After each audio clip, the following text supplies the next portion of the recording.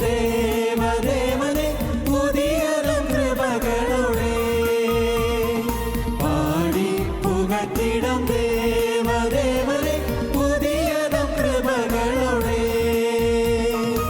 ഇന്നലെയും ഇന്നുമെന്നും മാറായ യേശുവേ നാം പാടി പുകഴ്ത്താം ഇന്നലെയും ഇന്നുമെന്നും മാറായ യേശുവേ നാം പാടി പുകഴ്ത്താം യേശു എന്ന നാമമേ എന്നാത്മാവിൻ ഗീതമേ എൻ പ്രിയ യേശുവേ ഞാനെന്നും പാടി പുകഴ്ത്തിടുമേ എൻ പ്രിയ യേശുവേ ഞാനെന്നും പാടി പുകഴ്ത്തിടുമേ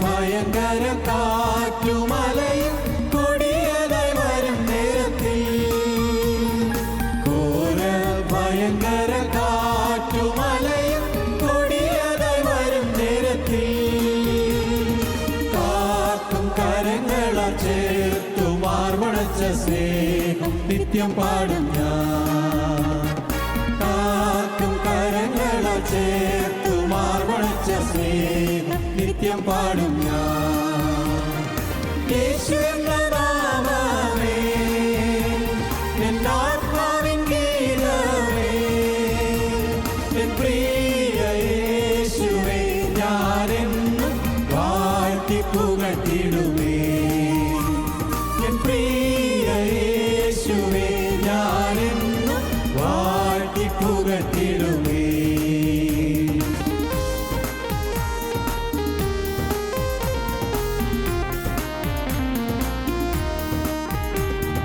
പെറ്റ തള്ള കുഞ്ഞിനെ മറന്നാലും ഞാൻ മറക്ക എന്ന വാർത്തയാ പെറ്റ തള്ള കുഞ്ഞിനെ മറന്നാലും ഞാൻ മറക്ക എന്ന വാർത്തയാ താഴ്ത്തി എന്നെ തൻ കരത്തിൽ വച്ചു ജീവപാതയിൽ എന്നും ഓടും ഞാൻ താഴ്ത്തി എന്നെ തൻ കരത്തിൽ വച്ചു ജീവപാതയിൽ എന്നും ഓടും ഞാൻ യേശു എന്ന നാമമേ എന്നാത്മാവിൻ ഗീതമേ എൻ പ്രിയ യേശുവേ ഞാനെന്നും വാഴ്ത്തി പുകഴ്ത്തിടുമേ എൻ പ്രിയ യേശുവേ ഞാനെന്നും വാഴ്ത്തി പുകഴ്ത്തിടുമേ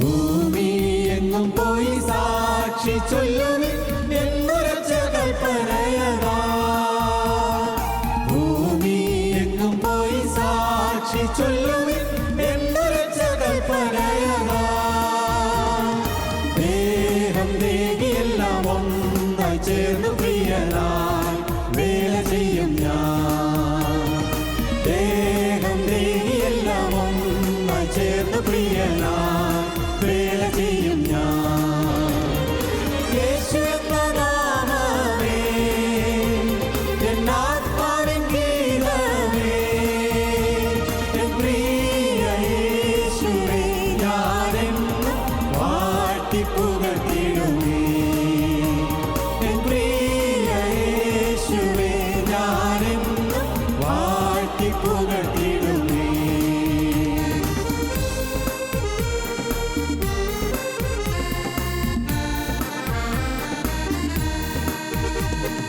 യോർദാൻ സമമാന ശോധനയിലും താണുവീണു പോകാതെ യോർദാൻ സമമാന ശോധനയിലും താണുവീണു പോകാതെ ആർക്കും ജയധ്വനിയോടും കാത്തുപാലിക്കുന്ന സ്നേഹവാശ്ചര്യം ആർക്കും ജയധ്വനിയോടും കാത്തുപാലിക്കും സ്നേഹവാശ്ചര്യം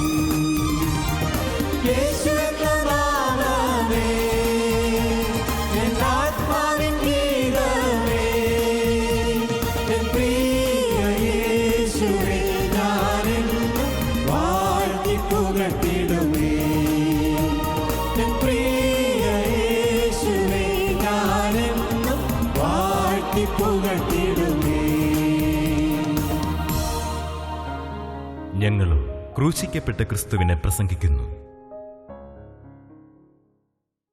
ദൈവത്തിന് സ്തോത്രം. അപ്പോസ്തലപ്രവൃത്തികളുടെ പുസ്തകം 1-ാം അധ്യായം 4-ാം വാക്യം വായിക്കാം. അങ്ങനെ അവൻ അവരുമായി കൂടിയിരിക്കുമ്പോൾ അവരോട്, നിങ്ങൾ യെരുശലേമിൽ നിന്ന് വാങ്ങിപ്പോകാതെ എന്നോട് കേട്ട പിതാവിൻ്റെ വാഗ്ദത്തത്തിനായി കാത്തിരിക്കണം. ദൈവത്തിന് സ്തോത്രം. പിതാവ് തന്ന ഒരു വാഗ്ദത്തമുണ്ട്. ആ വാഗ്ദത്തം പരിശുദ്ധാത്മാവിനെ തരാമെന്നുള്ള വാഗ്ദത്തമാണ്. പരിശുദ്ധാത്മാവിനെ തരും. ദൈവം തരുന്ന വാഗ്ദത്തങ്ങളെക്കുറിച്ചാണ് നാം ചിന്തിച്ചുകൊണ്ടിരിക്കുന്നത്. 1, നിത്യജീവൻ നമുക്ക് ലഭിക്കും. 2, സ്വാതന്ത്ര്യം നമുക്ക് ലഭിക്കും. 3, നമുക്ക് പരിശുദ്ധാത്മാവിനെ തരും. പരിശുദ്ധാത്മാവിന് വേണം. പരിശുദ്ധാത്മാവിന് പ്രാപിക്കാൻ എന്തെല്ലാം ചെയ്യേണ്ടതെന്നുള്ളത് ഞാൻ ചിന്തിച്ചു. ചില കാര്യങ്ങൾ ചിന്തിച്ചു. യോഹന്നാന്റെ സുവിശേഷം 7:37 വാക്യത്തിൽ, ദാഹിക്കുന്നവനെല്ലാം എൻ്റെ അടുക്കൽ നിന്ന് കുടിക്കട്ടെ, എന്നിൽ വിശ്വസിക്കുന്നതിൻ്റെ ഉള്ളിൽ നിന്ന് തിരുവെഴുത്ത് പറയുന്നത് പോലെ ജീവജലത്തിന് നദികൾ ഒഴുകുമെന്ന് വിളിച്ചു പറഞ്ഞു. വിശ്വസിക്കണം, ദാഹിക്കണം. ദാഹിക്കുന്നവനെല്ലാം എൻ്റെ അടുക്കൽ നിന്ന് കുടിക്കട്ടെ. പരിശുദ്ധാത്മാവിനെ കിട്ടും. പരിശുദ്ധാത്മാവിനുള്ളതായ ദാഹം ഉണ്ടെങ്കിൽ ദാഹിക്കുക. പരിശുദ്ധാത്മാവിനെ കിട്ടും. വിശ്വസിച്ചാൽ, വചനം വിശ്വസിച്ചാൽ പരിശുദ്ധാത്മാവിനെ കിട്ടും. ദാഹിക്കുന്നവനെല്ലാം എൻ്റെ അടുക്കൽ നിന്ന് കുടിക്കട്ടെ, എന്നിൽ വിശ്വസിക്കുന്നതിൻ്റെ ഉള്ളിൽ നിന്ന് തിരുവെഴുത്ത് പറയുന്നത് പോലെ ജീവജലത്തിൻ്റെ നദികൾ ഒഴുകും. ഇത് തന്നിൽ വിശ്വസിക്കുന്നവർക്ക് ലഭിക്കാനുള്ള ആത്മാവിനെക്കുറിച്ചാകുന്നു താൻ പറഞ്ഞത്. പരിശുദ്ധാത്മാവിൻ്റെ കാര്യമാണ് പറഞ്ഞത്. ദൈവത്തിന് സ്തോത്രം.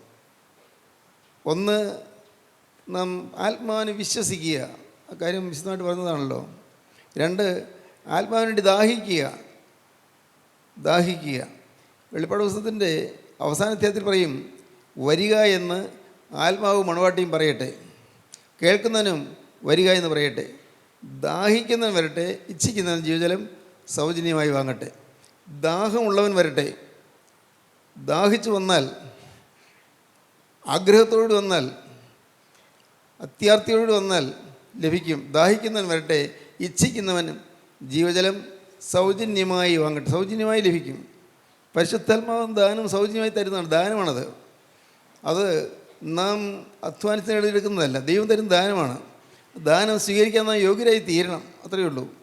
ദാനം സ്വീകരിപ്പാൻ 1, ആത്മാവിനെ നാം വിശ്വസിക്കണം. വിശ്വാസം ഇല്ലെങ്കിൽ ഒന്നും ജയിക്കുകയില്ല. ഒരു ഘട്ടത്തിലും ജയിക്കുകയില്ല. വിശ്വാസം വേണം. ദൈവത്തിന് സ്തോത്രം. വിശ്വാസം എന്ന് പറയുമ്പോൾ യാക്കോബ് പറയും, പിശാചുക്കൾക്കും വിശ്വാസമുണ്ട്.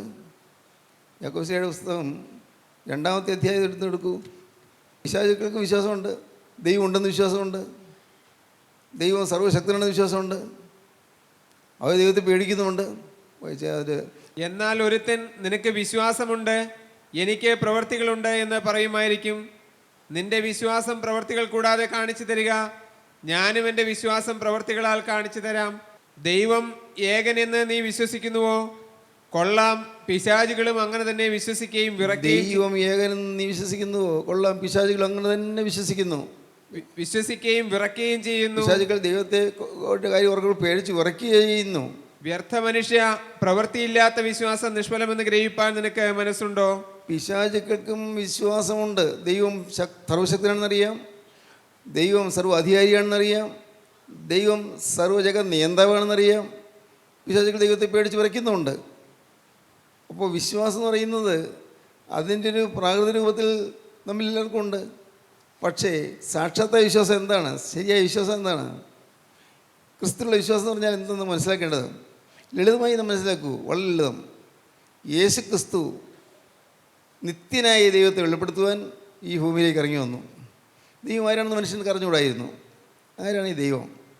അദൃശ്യനായ ദൈവം, അരൂപിയായ ദൈവം, ഒരിടത്ത് ഒതുങ്ങാത്തവനായ ദൈവം, നിത്യ തേജോമയനായ ദൈവം, മഹത്വപൂർണനായ ദൈവം. ഈ ദൈവം ആര്? ആർക്കും അറിഞ്ഞുകൂടാ, മനുഷ്യർക്ക് അറിഞ്ഞുകൂടാ.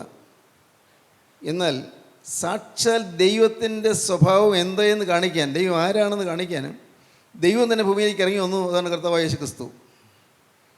ശ്രദ്ധിക്കണേ, ദൈവം തന്നെ ഭൂമിയിലേക്ക് ഇറങ്ങി വന്നത് ദൈവം തന്നെ വെളിപ്പെടുത്തുകയാണ് ചെയ്തത്. ദൈവം ആരാണ്? പഴയ വായിക്കുമ്പോഴൊക്കെ നമുക്കറിയാം ദൈവം ക്രൂരനാണെന്ന് തോന്നും, ദൈവം കഠിനാണെന്ന് തോന്നും, ഒരു പാവം കണ്ടാൽ ഉടനെ ശിക്ഷിക്കുന്നു, ദൈവം കോപിക്കുന്നു. അപ്പോൾ പഴയ നിയമം വായിക്കുമ്പോഴെല്ലാം നമുക്ക് ദൈവത്തെക്കുറിച്ചൊരു വികലമായ ചിത്രമാണ് നമ്മുടെ മനസ്സിലുള്ളത്, തെറ്റായ ചിത്രം. എന്നാൽ സാക്ഷാൽ ദൈവം ആരാണ് എന്ന് യേശുക്രിസ്തുവിൽ കൂടെ നിത്യനായ ദൈവം വെളിപ്പെടുത്തി. ദൈവം തന്നെ ഭൂമിയിലേക്ക് ഒരു മനുഷ്യനെ പോലെ ഇറങ്ങി വന്നു. നമ്മൾ സാധാരണക്കാരായ മനുഷ്യനെ പോലെ ഈ ഭൂമിയിലേക്ക് ഇറങ്ങി വന്നു, തന്നെ വെളിപ്പെടുത്തി. ഞാൻ ആരാണ്? ദൈവം സ്നേഹമാണെന്ന് വെളിപ്പെടുത്തി. ദൈവം പാപത്തെ നോക്കി കോപിക്കുന്നവനാണെങ്കിലും പാവിയെ നോക്കി സ്നേഹിക്കുന്നവനാണെന്ന് മനസ്സിലായി. മനസ്സിലാക്കണേ, ദൈവം പാവത്തെ നോക്കി കോപിക്കും, പക്ഷേ പാവിയെ നോക്കി സ്നേഹിക്കും. ഇതാണ് ദൈവം. അത് കാണിച്ചു തന്നു. എവിടെ വേദനയുണ്ടോ അവിടെ വേദന ആറ്റി അകറ്റും ഈ ദൈവം. അത് കാണിച്ചു തന്നു. എവിടെ ദുരിതവും ദുഃഖവും ഉണ്ടോ അവിടെ ഓടി അണയും ദൈവം. അത് കാണിച്ചു തന്നു. കർത്താവായ യേശുക്രിസ്തു ഈ ഭൂമിയിൽ 33.5 കൊല്ലം സഞ്ചരിച്ചതിൽ 3.5 കൊല്ലമേ പരിശുശ്രൂഷ ചെയ്തുള്ളൂ. ആ പരിശുശ്രൂഷയുടെ നാളുകളിൽ എവിടെയെല്ലാം യാതനയുണ്ടോ, ദുരിതമുണ്ടോ, വേദനയുണ്ടോ, രോഗമുണ്ടോ, അവലാതിയുണ്ടോ അവിടെയെല്ലാം ഓടിച്ചെന്നു. വിശന്ന് വലയുന്നവർക്ക് ആഹാരം കൊടുത്തു, ഭാരപ്പെട്ടിരിക്കുന്നവർക്ക് ആശ്വാസം കൊടുത്തു, അധ്വാനിക്കുന്നതിനും ഭാരം ചുമക്കുന്നതിനുള്ള ആളുകൾക്ക് അധ്വാനം മാറ്റി സമാധാനം കൊടുത്തു, സമാധാനത്തിൻ്റെ ഭാവി ജീവിതത്തിൻ്റെ ശോഭനത നൽകി കൊടുത്തു. ദൈവത്തിൻ്റെ സ്തോത്രം. എല്ലാം നിത്യനായ ദൈവം തന്നെ വെളിപ്പെടുത്തി. അതാണ് കർത്താവായ യേശുക്രിസ്തു. ദൈവം തന്നെ, പക്ഷേ മനുഷ്യൻ കാണണ്ടേ, മനുഷ്യൻ മനസ്സിലാക്കണ്ടേ, അതിനുവേണ്ടി ദൈവം തന്നെ വെളിപ്പെടുത്തി. ദൈവത്തിൻ്റെ സ്തോത്രം. കർത്താവായ യേശുക്രിസ്തു ക്രൂശിക്കപ്പെട്ടു. മനുഷ്യൻ്റെ പാപം മുഴുവൻ വഹിച്ചു, ക്രൂശിക്കപ്പെട്ടു. കർത്താവ് പോകുന്നതിന് പറഞ്ഞു, ഞാൻ പോയാൽ ഞാൻ കാര്യസ്ഥൻ നിങ്ങൾക്ക് അയച്ചു തരും, അവൻ വന്നാൽ നിങ്ങളെ സകല സത്യത്തിലും വഴി നടത്തും. യേശുക്രിസ്തു ഈ ഭൂമിയിൽ നിന്ന് മാറ്റപ്പെട്ടെങ്കിലും കാര്യസ്ഥൻ ഈ ഭൂമിയിലേക്ക് വന്നു, പരിശുദ്ധാത്മാവ് വന്നു. തൃത്വം ഏകോപിക്കുകയാണ്. നിത്യനായ ദൈവം കർത്താവ് യേശുക്രിസ്തുവിൽ കൂടി തന്നെ വെളിപ്പെടുത്തി. യേശുക്രിസ്തു പറഞ്ഞു, ഞാൻ പോയാൽ കാര്യസ്ഥനെ നിങ്ങൾക്ക് അയച്ചു തരും. പരിശുദ്ധാത്മാവിനെ ഭൂമിയിലേക്ക് അയച്ചു. പരിശുദ്ധാത്മാവ് എന്താണ്? സകലത്തെയും ജീവിപ്പിക്കുന്ന കർത്താവും പിതാവിൽ നിന്ന് പുറപ്പെട്ട് പിതാവിനോടും പുത്രനോടും വന്ദിക്കപ്പെട്ട് സ്തുതിക്കപ്പെടുന്നവനും നിബിയന്മാരും സ്നേഹന്മാർ മുഖാന്തരം സംസാരിച്ചതിനുമായ ജീവനുള്ള ഏക വിസ്തരൂഹ പരിശുദ്ധാത്മാവ് ഇന്ന് ഭൂമിയിൽ പ്രവർത്തിക്കുന്നുണ്ട്. എങ്ങനെ? തന്നെ നിബിയന്മാരിൽ കൂടെയും സ്നേഹന്മാരിൽ കൂടെയും സംസാരിക്കുന്നു. നിബിയന്മാർ പ്രവാചകന്മാരിൽ കൂടെയും സ്നേഹന്മാരിൽ കൂടെയും സംസാരിക്കുന്നു. അങ്ങനെ നിത്യനായ ദൈവം ക്രിസ്തുവിൽ കൂട്ടി തന്നെ വെളിപ്പെടുത്തി. മനുഷ്യർക്ക് അടുക്കാവുന്നതാണ് ദൈവം എന്ന് കാണിച്ചു തന്നു. ആർക്കും അടുത്ത് എല്ലാവുന്നതിനാണ് ദൈവം എന്ന് മനസ്സിലാക്കി തന്നു. ദൈവം തേജോരൂപിയാണ്, അടുക്കാൻ വയ്യാത്ത വെളിച്ചത്തിൽ വസിക്കുന്നതിനാണ്. മാലാഖമാർ വിറയിലൂടെ ആരാധിക്കുന്നതിനാണ്. ദൈവത്തിന് രൂപമില്ല, ആകൃതിയില്ല, ഒരു പരിമിതിയില്ല. അനന്തമോഹനമായ ഈ പ്രകൃതിയുടെ പ്രപഞ്ചത്തിൻ്റെ സർവാണ്ട കടാഹത്തിൽ എല്ലായിടത്തും നിൽക്കുന്ന, എല്ലായിടത്തും വിളങ്ങുന്ന നിത്യനായ ദൈവം മനുഷ്യനെ എത്തിപ്പെടാൻ സാധ്യമല്ല, ആർക്കും കാണാൻ സാധ്യമല്ല. മോശ പോലും കാണണമെന്ന് ആഗ്രഹിച്ചിട്ട് കാണാൻ പറ്റിയില്ല. ദൈവത്തിൻ്റെ ആഘോഷമേ കേട്ടുള്ളൂ, ശബ്ദമേ കേട്ടുള്ളൂ, ശബ്ദഘോഷമാണ് കേട്ടത്. മോശ ആഗ്രഹിച്ചു എനിക്കിത് കാണണമെന്ന്, സമ്മതിച്ചില്ല. കണ്ടാൽ പിന്നെ നീ പിന്നെ ഭൂമിയിൽ ജീവിച്ചിരിക്കില്ല. അതാ പറഞ്ഞത്. നീ എന്നെ കണ്ടാൽ പിന്നെ നീ ഭൂമിയിൽ ജീവിച്ചിരിക്കില്ല, നീ കരിഞ്ഞു പോകും, കത്തിപ്പോകും. അത് നിത്യ തേജസ്സാണ്. മോശ പോലും ആഗ്രഹിച്ചിട്ട് കിട്ടാത്തതായ ആ ദൈവ തേജസ് അത് ഭൂമിയിലേക്ക് ഇറങ്ങിയെന്ന് കർത്താവായ യേശുക്രിസ്തു. യേശുക്രിസ്തു ഇവിടെ നിന്ന് ക്രൂശിൽ മരിച്ച് കടന്നു പോകുമ്പോൾ പറഞ്ഞു, സ്വർഗ്ഗാരോഹണം ചെയ്യുന്നതിന് മുമ്പ് പറഞ്ഞു, ഞാൻ പോകുന്നത് നിങ്ങൾക്ക് നല്ലത്, ഞാൻ കാര്യസ്ഥൻ നിങ്ങൾക്ക് അയച്ചു തരാം. അവൻ വന്ന് സകല സത്യത്തിൽ നിങ്ങളെ വഴി നടത്തും. പരിശുദ്ധാത്മാവ് ഇന്ന് വഴി നടത്തിക്കൊണ്ടിരിക്കുന്നു. ഫോളോ, നിങ്ങൾക്ക് മനസ്സിലായോ? കാര്യങ്ങൾ ഗ്രഹിക്കാൻ പറ്റുന്നുണ്ടോ? പരിശുദ്ധാത്മാവ് ഇന്ന് നമ്മെ നയിച്ചുകൊണ്ട് പോകുന്നു. ഈ പരിശുദ്ധാത്മാവ് എങ്ങനെ നയിക്കുന്നു? ദിവ്യന്മാരിൽ കൂടെയും സ്നേഹിമാരിൽ കൂടെയും സംസാരിച്ചുകൊണ്ട് നമ്മെ നയിക്കുന്നു. പ്രവാചകന്മാരിൽ കൂടെയും സ്നേഹിമാരിൽ കൂടെയും കർത്താവിൻ്റെ ശിഷ്യന്മാരിൽ കൂടെയും ഇന്ന് പരിശുദ്ധാത്മാവ് സംസാരിച്ചു കൊണ്ടിരിക്കുന്നു. സ്തോത്രം. പരിശുദ്ധാത്മാവ്, ഈ പരിശുദ്ധാത്മാവിനെ നമുക്ക് ലഭിക്കാൻ ലളിതമാണ്. ഇത് വിശ്വസിച്ചാൽ മതി. യേശു ക്രിസ്തു ഭൂമിയിലേക്ക് ഇറങ്ങി വന്ന നിത്യനായ ദൈവം, ഒരു പരിധിക്കുള്ളിൽ, കാലത്തിൻ്റെ പരിമിതിക്കുള്ളിൽ ഒതുങ്ങിയ നിത്യനായ ദൈവം, BC-യുടെയും AD-യുടെയും മധ്യത്തിൽ ഒതുങ്ങി നിന്നനായ നിത്യനായ ദൈവം, ആകാശത്തിനും ഭൂമിക്ക് മധ്യത്തിൽ തിളങ്ങി നിന്ന കർത്താവായ യേശു ക്രിസ്തു നിത്യനായ ദൈവം, ദൈവത്തിന് സ്തോത്രം. പാപികളുടെ പ്രവർത്തിച്ച നിത്യനായ ദൈവം, എവിടെ അവശതയുണ്ടോ അവിടെ ഓടിയെത്തിയ നിത്യനായ ദൈവം, ആ കർത്താവായ യേശു ക്രിസ്തു ക്രൂശിക്കപ്പെട്ടു, ശാരീരികമായി ഈ ഭൂമിയിൽ നിന്ന് കടന്നുപോയി. എന്നാൽ പറഞ്ഞു, ഞാൻ ആത്മാവിനെ നിങ്ങൾക്ക് തരാമെന്ന് പറഞ്ഞു, പരിശുദ്ധാത്മാവിനെ തരാമെന്ന് പറഞ്ഞു. ആത്മാവ് ഇന്ന് വ്യാപരിച്ചുകൊണ്ടിരിക്കുന്നു. ഇന്നുവരെ കർത്താവിൻ്റെ രണ്ടാമത്തെ വരവ് വരെ. ഈ ആത്മാവ് വ്യാപരിക്കുന്നതുകൊണ്ടാണ് അന്തിക്രിസ്തു വെളിപ്പെടാത്തത്. ആൻറ്റി ക്രൈസ്റ്റ് എന്ന് പറയുന്നത് എതിർ ക്രിസ്തു വരാതെ പരിശുദ്ധാത്മാവ് തടുത്തുകൊണ്ടിരിക്കുകയാണ്. എന്തിനു തടുത്തുകൊണ്ടിരിക്കുന്നു? പത്രോസിൻ്റെ രണ്ടാമത്തെ ലേഖനം 3-ാം അധ്യായം 8-ാം വാക്യം മുതൽ വായിക്കാം. എന്നാൽ പ്രിയമുള്ളവരെ, കർത്താവിന് ഒരു ദിവസം 1000 സംവത്സരം പോലെയും 1000 സംവത്സരം ഒരു ദിവസം പോലെയും ഇരിക്കുന്നു എന്നീ കാര്യങ്ങൾ നിങ്ങൾ മറക്കരുത്. ചിലർ താമസമെന്ന് വിചാരിക്കുന്നത് പോലെ കർത്താവ് തൻ്റെ വാഗ്ദത്തം നിവർത്തിപ്പാൻ താമസിക്കുന്നില്ല. ആരും നശിച്ചു പോകാതെ എല്ലാവരും മാനസാന്തരപ്പെടുവാൻ അവൻ ഇച്ഛിച്ച് നിങ്ങളോട് ദീർഘക്ഷമ കാണിക്കുന്നതേയുള്ളൂ. കർത്താവിൻ്റെ ദിവസമോ കള്ളനെ പോലെ വരും. അന്ന് ആകാശം കൊടുമുഴക്കത്തോടെ ഒഴിഞ്ഞു പോകും. മതി. എല്ലാവരും മാനസാന്തരപ്പെടുവാൻ അവൻ ഇച്ഛിച്ച് നിങ്ങളോട് ദീർഘക്ഷമ കാണിക്കുന്നതേ ഉള്ളൂ. കർത്താവ് തൻ്റെ വാഗ്ദത്തം നിവർത്തിപ്പാൻ താമസിക്കുന്നില്ല. വാഗ്ദത്തമുണ്ട്, കർത്താവ് വീണ്ടും വരുമെന്നുള്ള വാഗ്ദത്തമുണ്ട്. അത് നിവർത്തിപ്പാൻ താമസിക്കുന്നില്ല. പക്ഷേ ആരും നശിച്ചു പോകാതെ എല്ലാവരും മാനസാന്തരപ്പെടുവാൻ അവൻ ഇച്ഛിച്ച് നിങ്ങളോട് ദീർഘക്ഷമ കാണിക്കുന്നതേ ഉള്ളൂ. കർത്താവ് വീണ്ടും വരും. വീണ്ടും വരുന്നത് വരെയും കർത്താവിന് വേണ്ടി ഒരു വിശുദ്ധ സഭയെ ഒരുക്കിക്കൊണ്ടിരിക്കുകയാണ്. അത് പരിശുദ്ധാത്മാവ് ചെയ്യുന്ന പ്രവൃത്തിയാണ്. യേശു ക്രിസ്തു വീണ്ടും വരുന്നവരെയും സഭയെ ഒരുക്കിക്കൊണ്ടിരിക്കുന്നു. യാക്കോബായ സഭയെന്നോ ഓർത്തഡോക്സ് സഭയെന്നോ മത്തായ സഭയെന്നല്ല, വിശുദ്ധ സഭയെ, മണവാട്ടി സഭയെ ഒരുക്കിക്കൊണ്ടിരിക്കുന്നു. മണവാട്ടി സഭയെ ക്രിസ്തുവിൻ്റെ അരുമണവാളനായ ക്രിസ്തുവിൻ്റെ മണവാട്ടിയായി സഭ ഒരുങ്ങിക്കൊണ്ടിരിക്കുകയാണ്. അത് ഇതിനു മുമ്പ് നാം ചിന്തിച്ചിട്ടുണ്ട്. റിബേക്ക വസ്ത്രാഭരണങ്ങളാൽ അലങ്കൃതയായി വിഭൂഷിതയായി ഇസാക്കിൻ്റെ അടുക്കിലേക്ക് പോയതുപോലെ, ഏലിയാസ റിബേക്കയെ കൂട്ടിക്കൊണ്ട് പോയതുപോലെ, പരിശുദ്ധാത്മാവ് നമ്മെ നിത്യരാജാധിരാജനായ ക്രിസ്തുവിൻ്റെ അടുക്കിലേക്ക് നമ്മെ കൂട്ടിക്കൊണ്ട് പോവുകയാണ്. ദൈവത്തിന് സ്തോത്രം. ആലങ്കാരിക ഭാഷയിലാണ് ചില കാര്യങ്ങളെല്ലാം പറയുന്നെങ്കിലും അതെല്ലാം വളരെ അർത്ഥവത്താണ്, നമുക്ക് മനസ്സിലാക്കാൻ സാധിക്കും. മനുഷ്യർക്ക് മനസ്സിലാക്കുന്ന ഭാഷയിലാണ് കിട്ടിയിരിക്കുന്നത്. ഇന്ന് പരിശുദ്ധാത്മാവ് ഒരു സഭയെ ഒരുക്കിക്കൊണ്ടിരിക്കുന്നു. എങ്ങനെ? നിവ്യന്മാരുടെയും സ്ലീഹന്മാരുടെയും നാവിൽ കൂടി നിത്യനായ ദൈവം സംസാരിച്ചുകൊണ്ട് സഭയെ ഒരുക്കുന്നു. സ്തോത്രം. നിത്യനായ ദൈവം കാര്യസ്ഥനായ പരിശുദ്ധാത്മാവിനെ ഭൂമിയിലേക്ക് അയച്ചിരിക്കുന്നു. അബ്രഹാം പിതാവ് ഏലിയാസാറിനെ ഹാരാനിലേക്ക് അയച്ചതുപോലെ നിത്യനായ ദൈവം തനിക്ക് ഒരു മണവാട്ടി സഭയെ ഒരുക്കുന്നതിന് വേണ്ടി പരിശുദ്ധാത്മാവിനെ അയച്ചിരിക്കുന്നു. പരിശുദ്ധാത്മാവിൽ നിന്ന് മണവാട്ടി സഭയെ ഒരുക്കിക്കൊണ്ടിരിക്കുന്നു. ഇവിടെ ഒരു പ്രശ്നമേ ഉള്ളൂ. ഞാൻ ഒരുങ്ങിയോ? എന്നെ ഒരുക്കാൻ ഞാൻ പരിശുദ്ധാത്മാവിനെ വിട്ടുകൊടുത്തോ? വിശ്വാസമില്ലെങ്കിൽ വിട്ടുകൊടുക്കാൻ പറ്റുകയില്ല. അതാണ് പറഞ്ഞത്, പരിശുദ്ധാത്മാവിനെ വിശ്വസിക്കണം. ഞാൻ ഒരുങ്ങിയോ? ഞാൻ ഒരുങ്ങണം. വിശ്വാസം ഉണ്ടെങ്കിലല്ലേ ഒരുങ്ങാൻ പറ്റൂ. ക്രിസ്തുവിൻ്റെ മണവാട്ടിയാകാൻ ദൈവം എന്നെ വിളിച്ചിരിക്കുന്നതെന്നും ക്രിസ്തുവിൻ്റെ ആ തേജസ്സേറിയ മണവറയിലെ പോകാൻ ദൈവം എന്നെ ഒരുക്കിക്കൊണ്ടിരിക്കുകയാണെന്നും ഒരു വിശ്വാസം ഉണ്ടെങ്കിൽ മാത്രമേ നമുക്ക് ഒരുങ്ങാൻ പറ്റുകയുള്ളൂ. ഇല്ലെങ്കിൽ ഈ പറയുന്നതെല്ലാം കേവലം വാക്ജാലം മാത്രമായിരിക്കും. വാക്കുകൾ ഇങ്ങനെ ഉച്ചരിച്ചുകൊണ്ടിരിക്കും, പ്രയോജനം ഉണ്ടാവില്ല. അവിടെ വിശ്വാസം ആദ്യം വേണ്ടത്. നിത്യനായ ദൈവത്തിലുള്ള വിശ്വാസം, പുത്രൻപുരാനായ കർത്താവായ യേശുക്രിസ്തുവിലുള്ള വിശ്വാസം, പരിശുദ്ധാത്മാവായ ദൈവത്തിലുള്ള വിശ്വാസം. ഈ വിശ്വാസം വെറുതെ വിശ്വസിക്കുന്നു പറഞ്ഞാൽ പറ്റില്ലോ. വിശ്വസിക്കുന്നുവെങ്കിൽ അനുസരിക്കും. സ്തോത്രം. അതാണ്, അനുസരിക്കുന്നവർക്ക് പരിശുദ്ധാത്മാവിനെ ലഭിക്കും. അനുസരിക്കും. അവിടെ ചോദ്യമില്ല, അവിടെ സംശയമില്ല. സമ്പൂർണ്ണമായി അനുസരിക്കുകയാണ്. സമ്പൂർണ്ണമായിട്ട് യാതൊരു സംശയ ലാഞ്ചനയുമില്ലാതെ, അല്പം പോലും സംശയത്തിന് ലേശമില്ലാതെ പൂർണ്ണമായി അങ്ങ് അനുസരിക്കുന്നു. ദൈവത്തിന് സ്തോത്രം. കനാന്യ സ്ത്രീ, സൊറഫോയിക്ക ജാതിയിലുള്ള ആ സ്ത്രീ മകൾക്ക് ഭൂതോദരം കഠിനമായിരിക്കുന്നു പറഞ്ഞുകൊണ്ട് കർത്താവിൻ്റെ അടുക്കൽ വന്ന് നിങ്ങൾക്ക് ഓർമ്മയുണ്ടല്ലോ.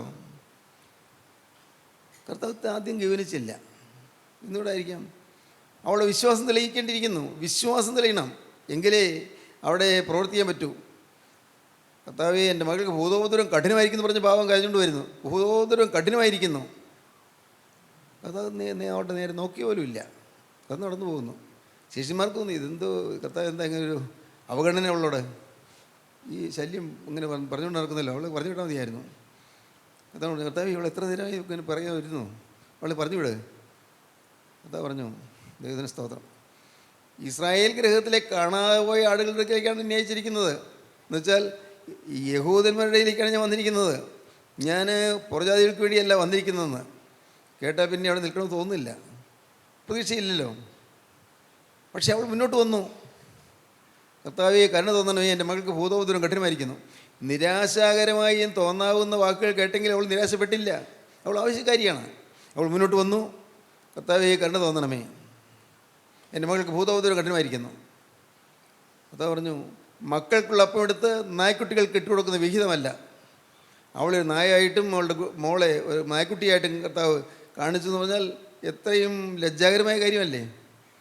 പ്രതീക്ഷയ്ക്ക് വകയില്ല, മാറിയേക്കാം, ഇല്ല മാറിയില്ല. അവളിപ്പോൾ മുന്നോട്ട് വരികയാണ്. അപ്പോൾ ഒന്നുകൂടി ആവശ്യബോധം വരികയാണ്. കർത്താവേ ഒന്ന് പറഞ്ഞോട്ടെ, നായ്ക്കുട്ടികളും മേശയ്ക്ക് എഴുതുന്ന ഉള്ള അപ്പനുറുക്കുകൾ തിന്ന് മക്കൾ തിന്നതിൻ്റെ ഉച്ഛിഷ്ടം തിന്ന് ജീവിക്കുന്നവരാണല്ലോ നായ്ക്കുട്ടികളും. എനിക്ക് ഭക്ഷണം വേണ്ട, മക്കളുടെ അപ്പത്തിൻ്റെ അംശം എച്ചിൽ താഴെ വീഴുന്നത് തന്നാൽ മതി. നായ്ക്കുട്ടികളും മേശയ്ക്ക് എഴുതുന്ന അപ്പനുറുക്കൾ തിന്ന് ജീവിക്കുന്നുണ്ടല്ലോ. കർത്താവോടെ നേരെ നോക്കി, സ്ത്രീയെ, നിന്റെ വിശ്വാസം വലിയത്, നിൻ്റെ വിശ്വാസം വലിയത്, നിൻ്റെ ആഗ്രഹം പോലും ഭവിക്കട്ടെ. ദൈവത്തിന് സ്തോത്രം. വിശ്വാസം ദൈവം അത് തെളിയിക്കുകയാണ്, അവളുടെ വിശ്വാസം തെളിയിക്കുകയാണ്. കൂടെ നമുക്ക് ശിഷ്യന്മാർക്കും മനസ്സിലാകണം, ജനങ്ങൾക്ക് മനസ്സിലാകണം, അവൾക്ക് മനസ്സിലാകണം. വിശ്വാസം, നിൻ്റെ വിശ്വാസം വലിയത്. വിശ്വാസം, ക്രിസ്തുവിലുള്ള വിശ്വാസം ഇല്ലെങ്കിൽ നമുക്ക് ഒരിടത്തും ഒരു രക്ഷയും കിട്ടുകയില്ല. അതുകൊണ്ട് ഒന്നാമത്തെ കാര്യം വിശ്വസിക്കുക എന്നുള്ളതാണ്. വിശ്വസിക്കുക, ദാഹിക്കുക, വിശ്വസിക്കുക, അനുസരിക്കുക. 3 കാര്യങ്ങൾ. ആത്മാവിന് വേണ്ടി ദാഹിക്കുക, ആത്മാവിനെ വിശ്വസിക്കുക, ആത്മാവിനെ അനുസരിക്കുക. പോരാ, അതുകൊണ്ട് കഴിയില്ല. 4ാമത്തെ കാര്യമാണ്, അത് ചിന്തിച്ചതാണ്, ഓർമ്മയുണ്ടോ? ദോഷികളായി നിങ്ങൾ, ലൂക്കോസ് 11-ാം അധ്യായം, ദോഷികളായി നിങ്ങൾ നിങ്ങളുടെ മക്കൾക്ക് നല്ല ദാനങ്ങളെ കൊടുക്കാൻ അറിയുന്നുവെങ്കിൽ സ്വർഗസ്ഥനായ പിതാവ് തന്നോട് യാചിക്കുന്നവർക്ക് പരിശുദ്ധാത്മാവിനെ എത്രയും കൊടുക്കും. ലൂക്കോസ് 11-ാം അധ്യായത്തിലെ ലാസ്റ്റ് പോർഷൻ. അങ്ങനെ ദോഷികളായ നിങ്ങൾ നിങ്ങളുടെ മക്കൾക്ക് നല്ല ദാനങ്ങളെ കൊടുപ്പാൻ അറിയുന്നുവെങ്കിൽ സ്വർഗസ്ഥനായ പിതാവ് തന്നോട് യാചിക്കുന്നവർക്ക് പരിശുദ്ധാത്മാവിനെ എത്രയധികം കൊടുക്കും. സ്തോത്രം. പരിശുദ്ധാത്മാവിനെ അളവില്ലാതെ കൊടുക്കുക പറയുന്നത്. യാചിക്കുന്നവർക്ക് ലഭിക്കും. പരിശുദ്ധാത്മാവിനെ യാചിക്കുന്നവർക്ക് പരിശുദ്ധാത്മാവിനെ എത്രയധികം കൊടുക്കും. യാചിക്കുന്നവർക്ക് പരിശുദ്ധാത്മാവിനെ കിട്ടും. യാചിക്കണം, ആവശ്യക്കാരനായി യാചിക്കണം, അത്യാവശ്യക്കാരനായി യാചിക്കണം. തന്നേ പറ്റൂ എന്ന് യാചിച്ചുകൊണ്ടേ നിൽക്കണം. തരില്ല എന്ന് പറയുമ്പോൾ പോലും ഒരു മടുപ്പും കൂടാതെ യാചിച്ചുകൊണ്ടിരിക്കണം. ദൈവത്തിന് സ്തോത്രം. എരിഹോവിൻ്റെ ജനത്തിരക്കുള്ള തെരുവീതിയിൽ ആളുകൾ ഇങ്ങനെ ധാരാളം പേര് പോകുന്ന തെരുവീതിയിൽ കർത്താവും ശിഷ്യന്മാരും കുറേ ഏറെ ആളുകളോട് നടന്നു വരികയാണ്. കുറച്ചും കാണോ, വലിയൊരു കൂട്ടം. ആ റോഡ് നിറഞ്ഞാണ് പോകുന്നത്.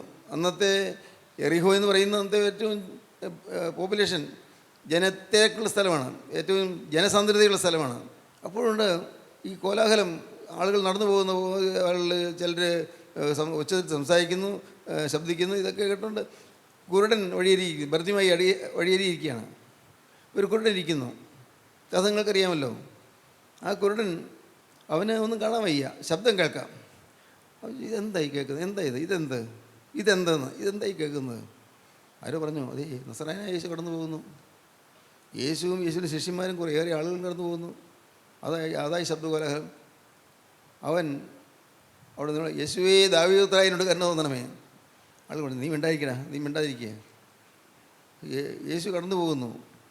യേശു എവിടെയോ ഗൗരവമായിട്ട് പോകുന്ന സമയമാണ്. നീ വെറുതെ ഒച്ച വെച്ചിട്ട് എന്താ കാര്യം? അവനതൊന്നും കേട്ടില്ല. ആളുകൾ തടഞ്ഞിട്ട് അവൻ നിർത്തിയില്ല. യേശുവേ ദാവീദുപുത്രായനോട് കരുണ തോന്നണമേ. അവൻ യാചിച്ചു, പിന്നെയും യാചിച്ചു. യേശു അവിടെ നിന്നു. ആ വലിയ ബഹുജന തിരക്കിൻ്റെ ഇടയിൽ, പുരുഷാരത്തിൻ്റെ ആരവാരത്തിൻ്റെ ഇടയിൽ യേശു ക്രിസ്തുവിൻ്റെ ശബ്ദം തിരിച്ചറിഞ്ഞു. ആവശ്യക്കാരൻ്റെ ശബ്ദം യേശു തിരിച്ചറിഞ്ഞു. ഒരു വിശ്വാസിയുടെ ശബ്ദം യേശു തിരിച്ചറിഞ്ഞു. യേശു അവൻ വിളിപ്പീൻ പറഞ്ഞു. അവർ യേശുവിൻ്റെ അടുക്കിലേക്ക് അവനെ കൂട്ടിക്കൊണ്ടുവന്നു. പാവം കണ്ണ് കാഴ്ചയില്ലാത്ത യേശു മുമ്പിൽ നിന്ന് വെറുതെ ഇങ്ങനെ തലപൊക്കി നിൽക്കുക. കാഴ്ചയില്ലല്ലോ പാവം. ഞാൻ നിനക്ക് എന്താ ചെയ്തു തരേണ്ടത്? കർത്താവേ, എനിക്ക് കാഴ്ച പ്രാപിക്കണം.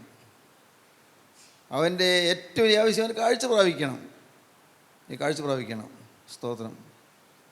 നിൻ്റെ ആഗ്രഹം ഭവിക്കട്ടെ. സ്തോത്രം. എന്തൊരു അത്ഭുതം. പെട്ടെന്ന് എൻ്റെ കണ്ണ് തുറന്നു. കുരുടനായി ഭർത്തിമായി കണ്ണുകാഴ്ചകളായി തീർന്നു. പെട്ടെന്ന് നിമിഷങ്ങൾക്കുള്ളിൽ ആണ് ഇതെല്ലാം സംഭവിക്കുന്നത്. ഇതെല്ലാം പറയുമ്പോൾ എൻ്റെ മനസ്സിൽ കൂടി പോകുന്ന പോലെ ഈ ആശയമുണ്ട്. വചനം കേട്ടുകൊണ്ടിരിക്കുമ്പോഴാണ് സംഭവിക്കുന്നത്. നിങ്ങൾ കേട്ടുകൊണ്ടിരിക്കുമ്പോഴാണ് നിങ്ങളുടെ കണ്ണ് തുറക്കുന്നത്. നിങ്ങൾ വചനം കേൾക്കാൻ വരുമ്പോഴാണ് നിങ്ങളുടെ കണ്ണ് തുറക്കുന്നത്. വചനം കേട്ടുകൊണ്ടിരിക്കുമ്പോൾ നിങ്ങളുടെ കണ്ണ് തുറക്കും, ആത്മക്കണ്ണ് തുറക്കും, അകത്തെ കണ്ണ് തുറക്കും. കർത്താവേ, എനിക്ക് കാഴ്ച പ്രാപിക്കണം. ഈ കുരുടന് അവൻ ആവശ്യക്കാരനാണെന്ന് അവനറിയാം. കണ്ണ് കാഴ്ച കിട്ടിയേ പറ്റൂ, ഇല്ലെങ്കിൽ ഒരു പ്രയോജനമില്ല. പരിപക്ഷക്കാരനായിട്ട് ഇരിക്കാവുന്നേ ഉള്ളൂ. വല്ലൊരു ഇട്ട് കൊടുത്താൽ കിട്ടും, അതുമാത്രം. അങ്ങനെ ഉപജീവനം കഴിക്കുന്നതിനാണ് പാവം യാചകൻ. ഇപ്പോൾ അവന് വേണ്ടത് 10 പൈസയല്ല, ആളുകൾ കൊടുക്കുന്ന എന്തെങ്കിലും പൈസയോ നാണയത്തൊട്ടുള്ളതല്ല. അവന് വേണ്ടത് കാഴ്ച പ്രാപിക്കണം. കാഴ്ച പ്രാപിക്കണം, ആ കാര്യം അവൻ്റെ ആവശ്യം യേശുവിനോട് അവൻ ബോധിപ്പിച്ചു. അവൻ്റെ ആഗ്രഹം പോലെ സാധിച്ചു. യാചിക്കണം. 1 വിശ്വസിക്കണം, 2 ദാഹിക്കണം, 3 യാചിക്കണം, 4 അനുസരിക്കണം. സ്തോത്രം. ദൈവത്തിന് ഈ നാമമഹത്വപ്പെടട്ടെ. 4 കാര്യങ്ങൾ പറഞ്ഞു. ആത്മാവിനെ കിട്ടാനുള്ള കാര്യങ്ങളാണ് പറഞ്ഞത്. 4 കാര്യങ്ങൾ. 1 വിശ്വസിക്കണം, 2 അനുസരിക്കണം, 3 ദാഹിക്കണം, 4 യാചിക്കണം. സ്തോത്രം. ദൈവം നിങ്ങൾ അനുഗ്രഹിക്കട്ടെ. നമുക്ക് പ്രാർത്ഥിക്കാം. കാരുണ്യവനായ ഞങ്ങളുടെ സ്വർഗീയ പിതാവേ, അനുഗ്രഹീയ നിമിഷങ്ങൾക്കായി ഞങ്ങൾ നിന്നെ സ്തുതിക്കുന്നു, ഞങ്ങൾ നിന്നെ സ്തോത്രം ചെയ്യുന്നു. എല്ലാവരെയും അനുഗ്രഹിക്കണമേ, എല്ലാവരെയും നന്മകളാൽ നിറയ്ക്കണമേ, അവിടുത്തെ കൃപയിൽ ഞങ്ങളെ പരിപാലിക്കണമേ. നാഥ, അതിൻ്റെ 2ാമത്തെ വേണ്ടി ഞങ്ങളെ ഒരുക്കണമേ. നന്ദി നിറഞ്ഞവരായി സ്തുതികളാലും ആത്മീയ ഗീതങ്ങളാലും സങ്കീർത്തനങ്ങളാലും നിന്നെ ആരാധിക്കുവാൻ ഞങ്ങൾക്ക് ഭാഗ്യം തരണമേ. എല്ലാ നന്മകളാലും ഞങ്ങൾ നിറയ്ക്കണമേ. യേശുവിൻ നാമത്തിൽ തന്നെ ആമീൻ.